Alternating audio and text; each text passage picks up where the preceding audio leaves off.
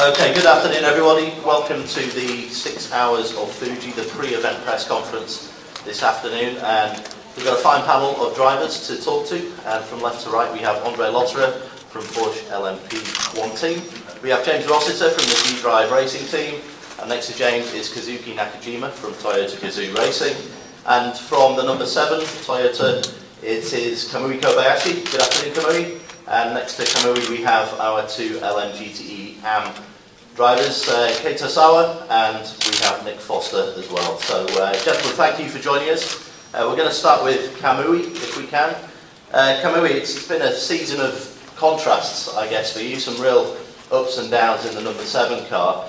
How are you feeling about this weekend? Do you think you can get some of the highs so far from this season on your home turf this weekend? Hi everyone. Well, I think first of all, we're struggling this year so far. We had good speed sometimes, but we never get proper results. So I think the home race last year, I think we had to win. So we expect to have a good chance. It's obviously a circuit you've got much experience of, and this season in Super Formula. Just talk to us, obviously very different cars, but talk to us about how you approach racing here at Fuji in the different cars. What are the noticeable differences between a Super Formula and a WEC car here? Yeah, I have to say still, I think Andre was more experienced in this car than me. I think it's not the right word to say the experience. I had a little bit more experience than when I came here, but of course I think the Fuji is always quite close to my home, so it's I'd say weather is like this, it makes quite complex in the race. But I think of course we maximize the opportunity. I think that we got everybody a chance, so we just try to not to mistake, to have the right tires, right moment, and I think it should be a good chance here. Thank you, Kamui, and best of luck for you this weekend. Moving over to your stablemates, Kazuki Nakajima. Kazuki, the forecast obviously is erratic to say the least this weekend. We're expecting lots of wet running as we have this morning. As a circuit that you're very familiar with, is it a case of you maybe having some secrets or knowing the best lines or any particular advantage that you can bring to the table this weekend? Well, not really. I mean, the track is quite simple in a way, and many of us have enough experience anyway, so there's no secret, which means no really advantage for me. But I just hope that weather will be okay for Sunday. I hope it's not gonna be as bad as 2013 when we had just race behind the safety car, which I would race, so I don't mind to have a same shape, but maybe not Andre. But yeah, I just want to have a good race, and now our target is clearly to win,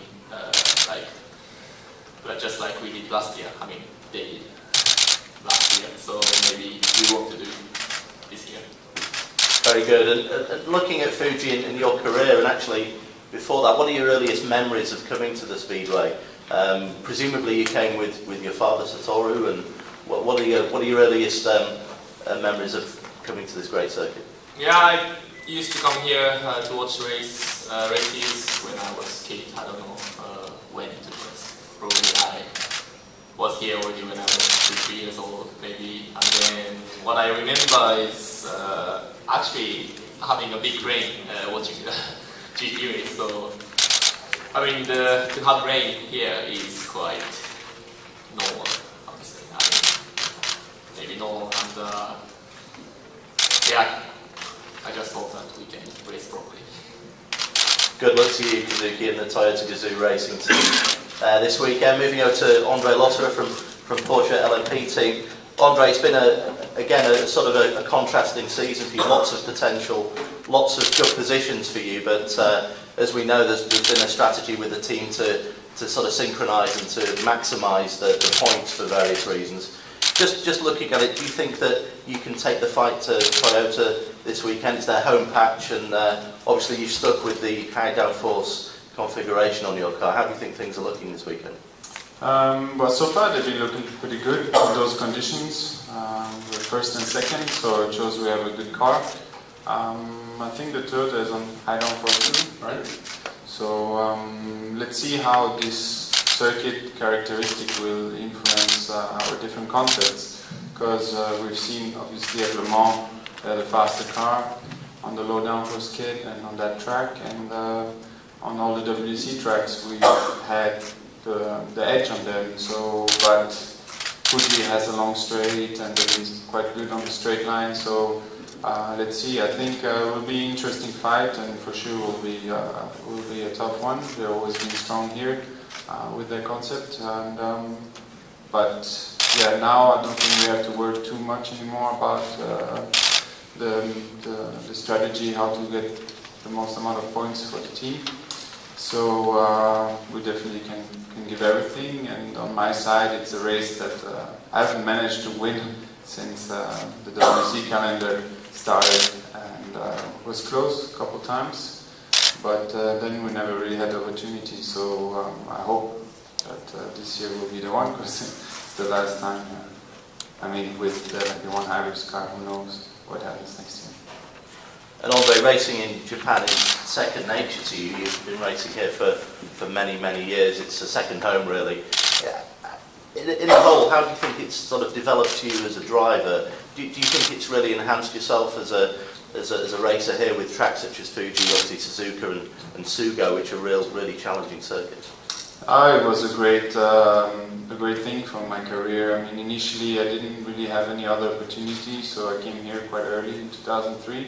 And Fuji was the first track I came to test, and the team told me the race is soon, so if we take you, we're going to stay here for the first half of the season, so pack your bags just in case. And I've been staying since then, so initially I thought I'll stay just a year or two, and it just got getting better and better. I really enjoyed racing here from day one. Obviously the performance is super high of these cars, and the racing culture is very good here, so super healthy racing, and that was what always mattered for me, and it gave me the opportunity to sharpen my skills on great tracks like Suzuka with really quick cars, and be ready for any kind of opportunity that came to me. So it was in the end a really good adventure that I still enjoy now. I still race Super Formula, and yeah, I think racing is very good here in Japan. It's very healthy. The teams have their funding, they choose their drivers, so and the quality of the drivers is quite high. And we've been seeing now Super Formula is quite a topic also for guys that are on the way to Formula One. So no, it's been a great journey, and it's great to have the race here as well. I think WEC and LMP prototypes, it's quite close to the roots of Group C, and they had a local championship here in the 80s, so the fans understand a lot about it, and I think it's a great to be here, a great event.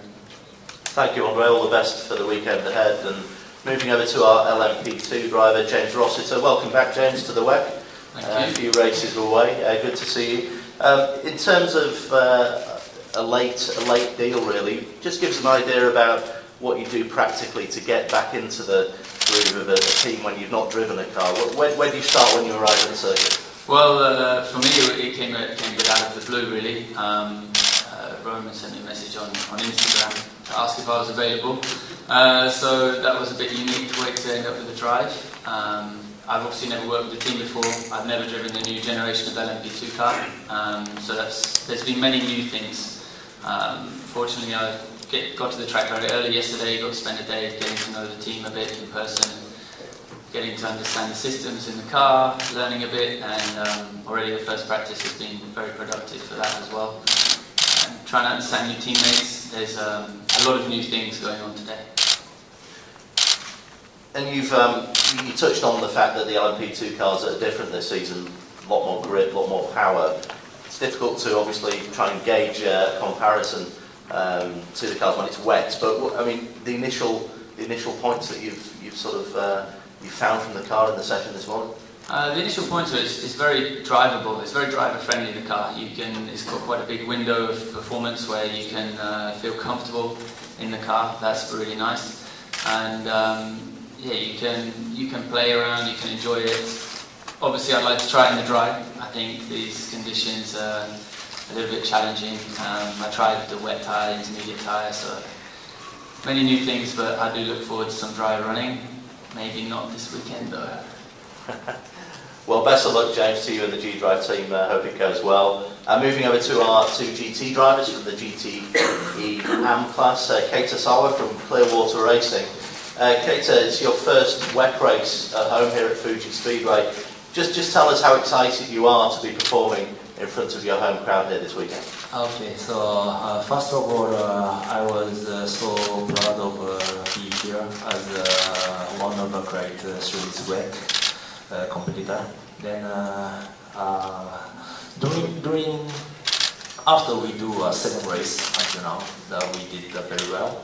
And as you know, the team owner Mark Wenson is the first time to come here, know the circuit. He is know the circuit during this year. So I think we are so exciting to do for this weekend. And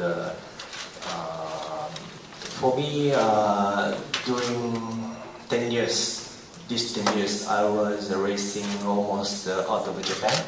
But yeah, per 1 year, I be 100 days out and another 100 days in here because of my company lounge office is in the circuit, this circuit. So so special feeling for me. And yesterday I did the track walking.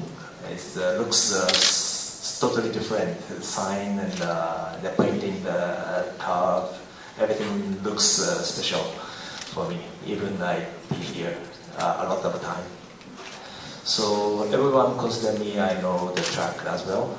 Everyone consider me, I don't need to open the eye to drive. And so, especially for this weekend, we have focus is raining, so very good for us, which we know the track as well. And it's been extremely close in the class this year, Keita. We saw that at Silverstone with that very dramatic last lap, incredible last lap where you came through to take the victory. But it's gone through the whole season. It's been a massive fight between you and Aston Martin and Porsche as well. Do you expect more of the same here at Fuji this weekend? Yeah, actually, first 2 rounds, Silverstone and Spa, we did well. We got the podium in a row, and Le Mans 24 was really a bit difficult time, but we did finished. Then we became leading the championship. And after that, Nürburgring, Mexico was a big problem for us.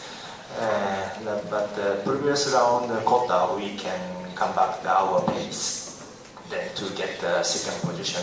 Then we are now third position championship, but still 6 points behind from top.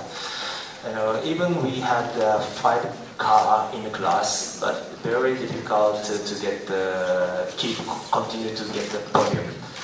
But this weekend, we think big chance to win the race. But we just focus on the no penalize, no mistake, keep going on the same pace. We focus to ourselves focus on the 100%. That's all. Thank you, Keita, and best of luck to you this weekend. Thank you. Thank you. Moving over to Nick Foster from Gulf Racing with the Porsche. Nick, you're 6 races into your first WEC season. Talk us through your impressions of the competition and some of the highlights so far from your season. Yeah, first time in WEC this year, so we're a healthy way through the championship now at the moment. Obviously from our side, we've been plodding along. We've moved over to the Dunlop tyre this year, so the team itself has been, without doing any testing, we've been spending a lot of our race weekends sort of developing that tyre and developing the Porsche to work with that as well. So it's been an interesting sort of technical adventure as well as general driving. We picked up the team's first podium in Mexico. So 2 years into, or a year and a half into WEC, they picked up their first first podium, so that was very exciting. Mike was obviously very pleased. It's disappointing that he's not here this weekend because his driving over the course of, on Mike Greenlight that is, but his driving over the course of this year has elevated every round, and even at Coda we looked quite strong for a podium before we eventually had to retire the car. So for me personally, it's been fantastic just to be finally involved in endurance racing, which is where I wanted to end up the whole way along. And obviously a highlight is definitely Le Mans, finally getting there after many, many years of watching. Definitely the highlight, but yeah, Mexico stands out as a strong result for us, and that high of finally standing on a WEC podium was very enjoyable. It's obviously, in terms of numbers, not the biggest class on the grid, but in terms of competition, it's super competitive. Did you think that it would be this tough in your first season with your competitors? Ideally, I think you go into every championship hoping to be the quickest, win everything. Everyone's got that expectation, but when you dive down, it's a bit disappointing, the numbers this year for sure. But when you look at the calibre of especially the bronze drivers this year, I mean, they're world class. We have the strongest bronze drivers in this class than you'll see anywhere else in the world in general in racing. So it's even for us to break through for a podium with 5 cars has been relatively tough, and obviously a lot of that came down to Mike's pace, and as he improved we've closed that gap and come a lot closer. So yeah, it's been fantastic. The cars, obviously, our Porsches are obviously on their last season, so next year we wait and see what happens with the introduction of possibly the new Aston and definitely the new Porsche now. So I'm sure the number size itself will pick up in the future, and I think with the super season it already looks like it's definitely got some more interest from our side, which is very good. But yeah, we just keep plodding along and see what happens.